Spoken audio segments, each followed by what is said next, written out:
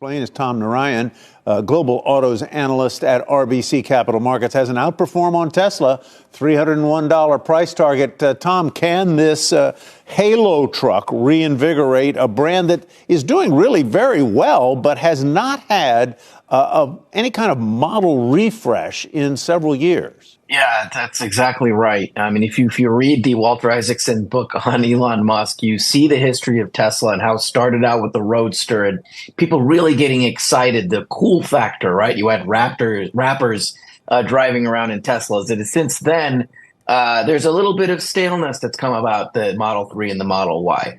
Now we have some excitement about a car where there's lines wrapped around stores in the past couple of days.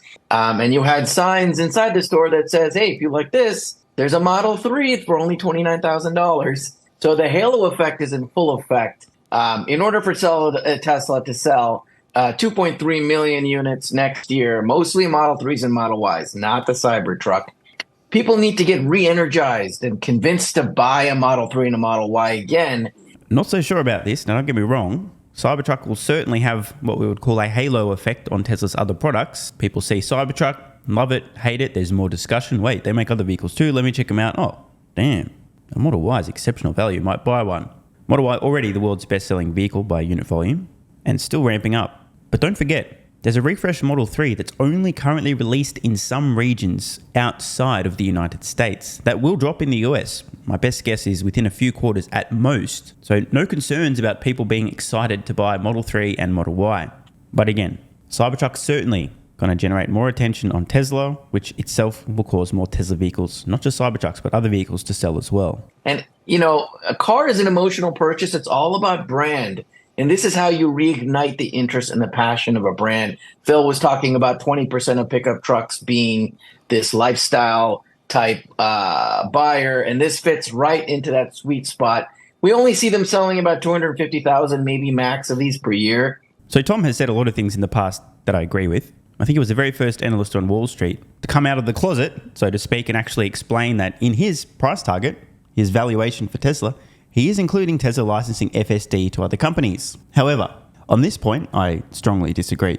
To think that Cybertruck is going to max out at 250,000 units per year, to me, seems absurdly low. Now, I could be wrong, but when I'm not, I will clip this video and the other trillions of videos in which I've said the same thing. Over 2 million reservations. Yes, some people will cancel, but more people will see one on roads, on work sites, and order one, meaning there's going to be well in excess of 2 million people wanting a Cybertruck in the next year or so. The existing reservations, plus new reservations and orders flowing through. Do the math on that. How many years would it take Tesla just to get through just 2 million reservations? Never mind if that grows to 3, 4, 5. Ultimately, it could be even more than that. It would take 8 years at 250,000 Cybertrucks per year just to deliver 2 million of the vehicles. 8 years. One more time. 8 years. You know what 8 years from now is? Next fucking decade. And as we know, the Cybertruck market opportunity is enormous. On a good year, the best-selling individual pickup trucks in the United States can sell close to 1 million units. I personally think that 500,000 per year is the minimum amount of Cybertrucks Tesla will be selling at an annualized rate. I think it's probably going to be higher.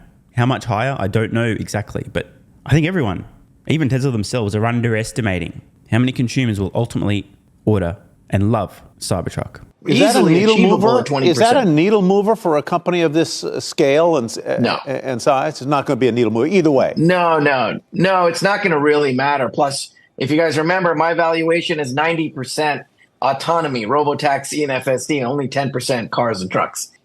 But we do need people to buy these products in the next year or two in order for the thesis to work. So I do believe it's important to re-energize the brand for people to buy Model 3s and Ys.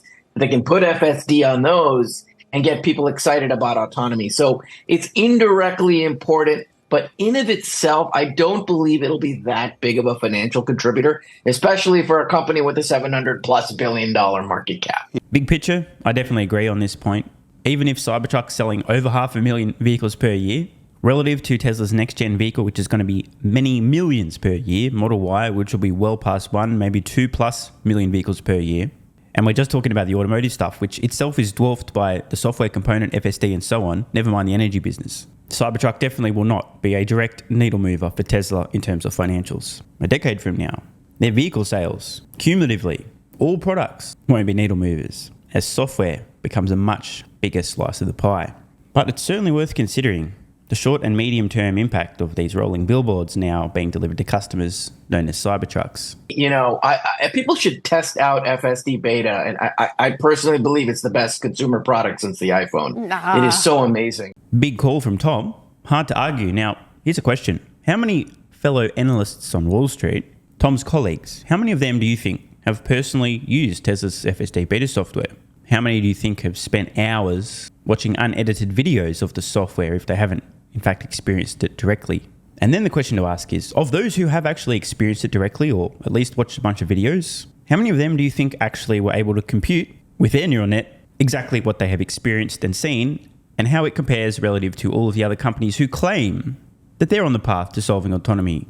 I personally think the answer rounds down to approximately zero. Continue this conversation with Oppenheimer's analyst Colin Rush. He has a hold on the stock. Give me your reflections on the Cybertruck, but even more importantly, as we head into the new year, in terms of what you think the demand will really look like for Tesla's automobiles overall. So first, the company really needs to evolve the product portfolio. They've established a very strong foothold in the vehicle market, and to grow further here, we really think they need to evolve the product portfolios. I think there was some nice technology validation in this vehicle from the torque and some of the powertrain elements, as well as the steering capacity with the by-wire being integrated. That's not necessarily new technology, but having it integrated really helps enable some of the autonomous applications down the line. And I think that the company's at a crossroads here. It's disrupted the industry, forced the industry to move towards a certain technology node, and now driving that incremental share towards something that we think investors are anticipating is something on the order of 15 to 20% market share. Really is going to involve an awful lot of hard work. And that's why we're on the sidelines here, that this is going to be harder for longer than I think a lot of folks expect. And we're expecting margins and growth to be a little bit muted here over the next couple of years. Yeah. And against, of course, this backdrop, at least, of what seems to be slowing demand or growth, certainly, for EVs. As I've discussed previously, and as you can see on screen now, I think the comments that we're hearing today about people being concerned that perhaps electric vehicle demand is slowing down are not going to age well. We're currently looking at global electric vehicle sales as a percent of all new vehicles sold over the last decade. Now, we'd ignore the tiny sliver that is represented here by the internal combustion engine vehicles with a vibrator-sized battery, also known as hybrids, because they're not electric vehicles, they're ICE vehicles. But even if we scratch hybrids, the trend's very clear. Now, it's true there's a lot of volatility because we exist in the real world as opposed to a spreadsheet with perfect, consistent year-over-year increases. But if we look at the growth percentage change year-over-year, 2013 to 14, it was a 55% increase, then 70%, then 46%, then 59%. What would people have said years ago when the prior year electric vehicle sales had increased by 70% and the following year a mere 46%? What we would have heard is, it appears electric vehicle demand is slowing down. Because after all, 46 is significantly less than 70%. But then the next year, an increase of 59%, then 65%, then 9%. And again, what would people have said? Electric vehicle sales had gone 59% year-over-year increase, then 65%, then 9%. Spoiler alert, they said it was the end of the world, EV demand is collapsing, it's not ready, blah, blah, blah, blah, blah, blah, blah. Yet the following year, 43%, then 109%, then 55%.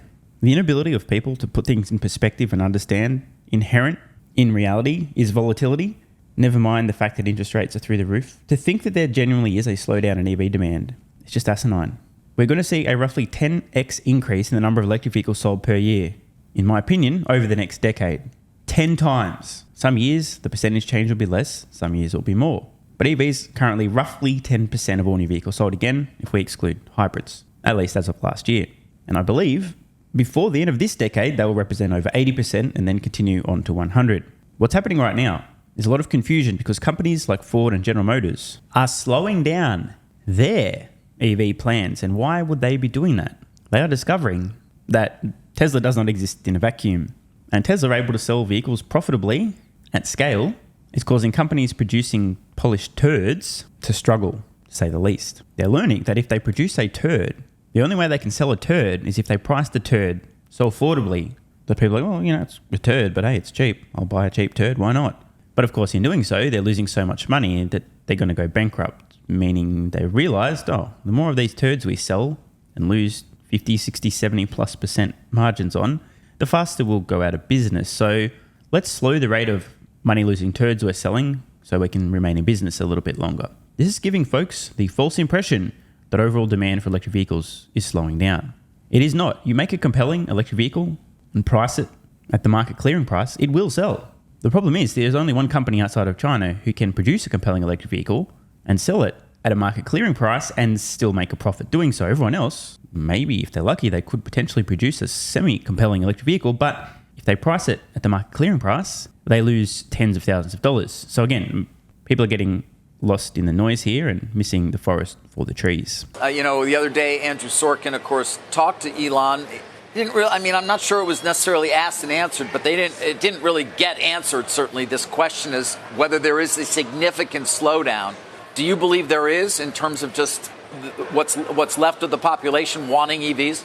So I think there's a misconception here. Growth in both China and Europe has actually been quite strong for EVs, and there's a strong North American bias for a lot of investors and a lot of the reporting here. And I think the U.S. market certainly has a product market fit issue that the OEMs are working through. And so the slower growth in EVs in the U.S. is not a huge surprise given where the appetite and the interest and real needs for consumers are in this country. So EVs, we're not backing away from our bullish growth perspective. We just think it's coming from different geographies. Now, the redesign and kind of evolution of product portfolio is going to take some time. We're kind of on Gen 2 plus in terms of the vehicles that are on the road. And I really think Gen 3, when you go through a disruptive cycle, is really where products get right with the markets and really start driving volume. And I think we're in process on those Gen 3 vehicles here. Understood. But again, back to overall worldwide demand, you point out Europe, that's a lot of the Chinese EVs, if I'm not mistaken. And then in China, Musk himself has said it is an incredibly competitive market, is it not? I think both those points are well taken here, and that's part of our concerns around margin. Like Tesla continues to be a real technology leader and driving cost out of these vehicles from a design and a manufacturing perspective. But this is going to be a very competitive market, and it's going to be a challenging ROI market. And so we have some real concerns around some of the legacy OEMs. And Tesla, we think, is a long-term winner here, but the path to long-term winning in this market is going to be painful, and we're seeing that in the financial results. Definitely true that China is the most competitive EV market on earth. In fact, it's the only competitive EV market on earth. Everywhere else, as I mentioned, outside of China, the only company that's making a profit selling EVs is Tesla. Kind of embarrassing, but true. Cybertruck definitely hit a nerve. Some good, some bad, depending on the person's preferences. I got Tom White here with me in studio. Joining us, Seth Goldstein covers energy and resources at Morningstar. Tesla in the group. He's an equity strategist. So everybody's got their kind of preference and for the vehicle, Seth. And I feel like the world is fairly divided on how it looks. But the market seemed to be pretty objective. The shares are kind of stuck here. What's going on in your mind? I think that the Cybertruck, when it was finally unveiled, had a higher price point than the market was anticipating, and so the market adjusted to perhaps lower total volumes as they ramp up production over the next several years than management was forecasting. Elon Musk wants to sell about 250,000 Cybertrucks a year, but with a higher price point, that likely makes it unaffordable to the consumers who, might appreciate the different design versus legacy trucks. Oh, hey, it's me. I've got some facts which don't care about your feelings or opinions. We're looking at average transaction prices in the United States on full-size pickup trucks and full-size SUVs and crossovers, as in large vehicles. And these aren't high-end. These aren't luxury.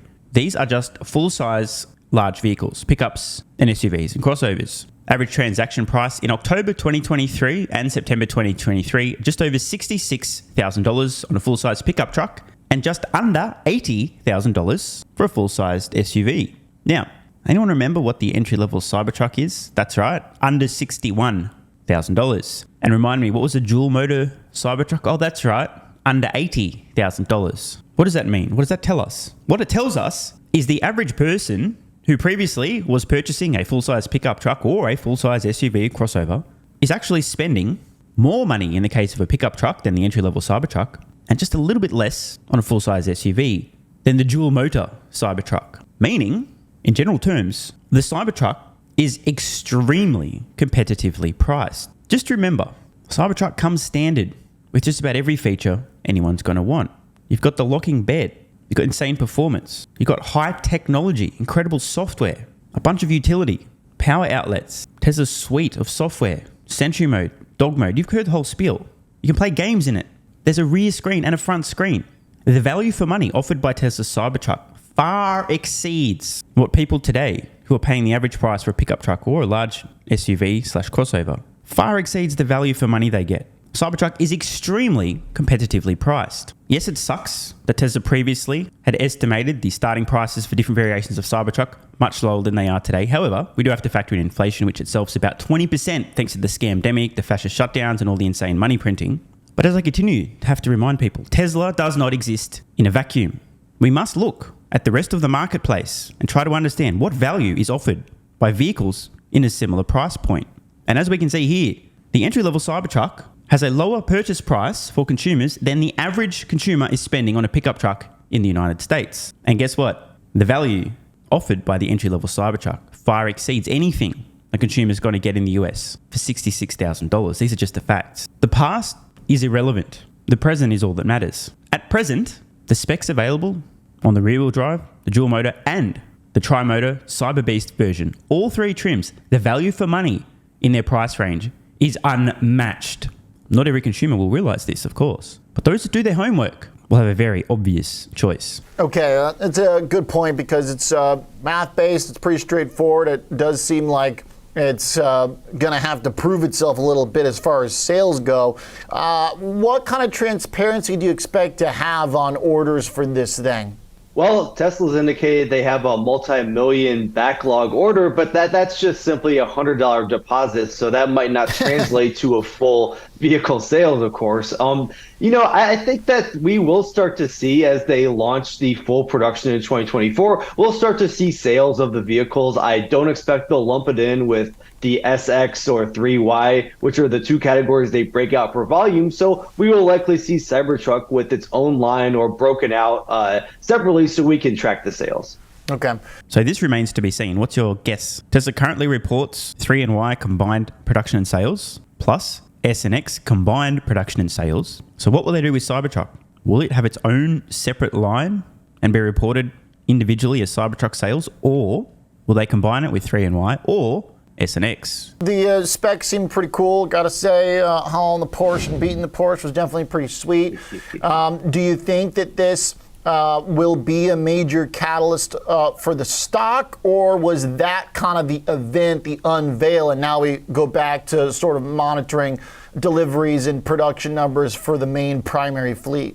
Yeah, I think it's going to be more the latter. The more important growth story will be the continued growth of the Model 3 and the Model Y, and then increasingly over the next several years, the launch date of the Model 2 vehicle and that platform, which will likely feature a sedan and an SUV, which will open up Tesla to the affordable vehicle market. That's going to be the bigger catalyst for the stock, along with, can Tesla offset price cuts with cost reductions that they outlined in the 2023 Investor Day earlier this year? And as those cost reductions take hold, can they restore the profit margins that we've come to see from them over the past couple years before the price cuts have heavily weighed on profits this year? So I think those are the longer term catalysts. The Cybertruck, though, does highlight Tesla's technology, the ability to sell a truck that can, haul a Porsche and still beat a Porsche, in a race, and also highlight very strong towing capacity, which many truck owners come to appreciate and look for in a truck. So I think that does highlight Tesla's technological advantage, but longer term, I think it's less important to the profitability of the company.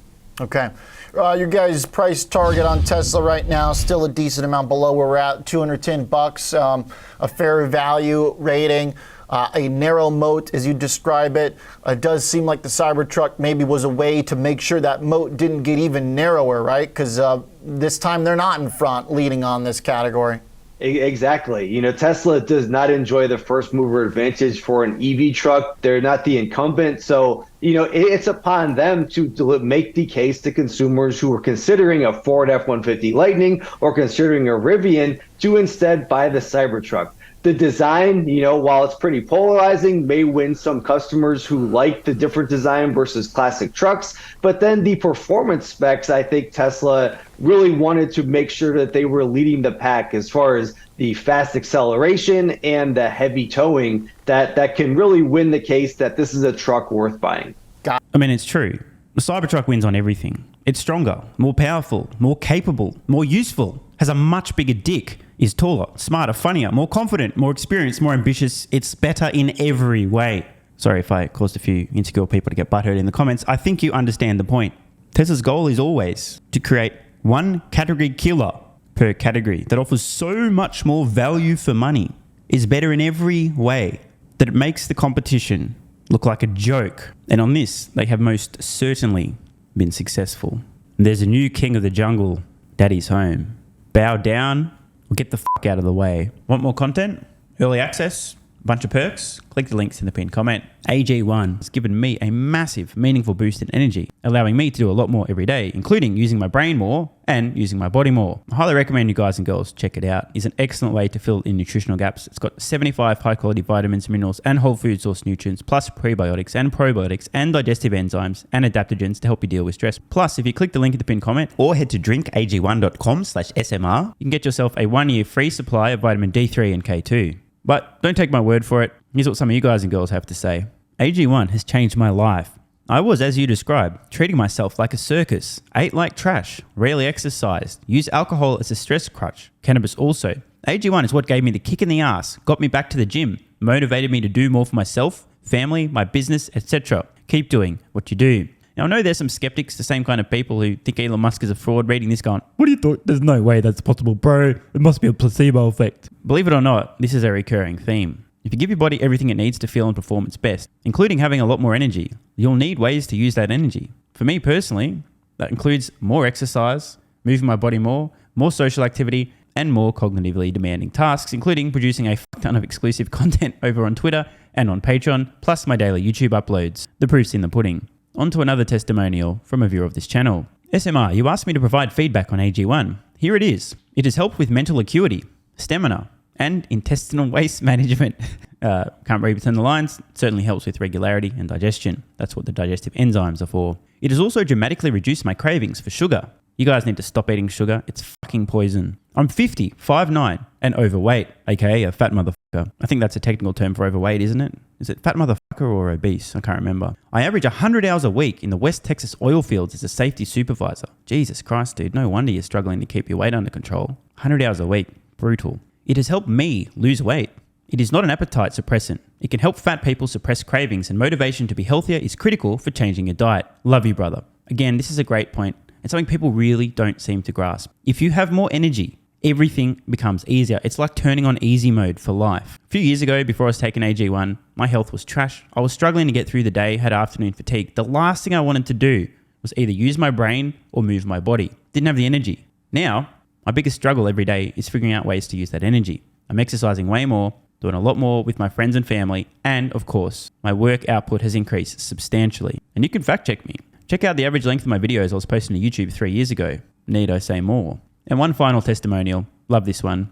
Okay, here's the deal for me with this AG1 shit. I'm 41 years old and not the type to eat, drink, smoke, or sleep healthy, so I was skeptical. That being said, here's what I experienced. Day 1, meh. Day 2, afternoon fatigue was about 45 minutes late. Day 3, 0 afternoon fatigue. Day 4, 0 afternoon fatigue plus extra energy. Day 5, again, 0 afternoon fatigue plus energy, wondering, what the fuck, really? See, this is the thing, right? The results for many people are just almost too good to be true. This is the same experience I had. My afternoon fatigue just vanished out of nowhere. I'm like, wait, what the fuck? Why am I not tired in the afternoons anymore?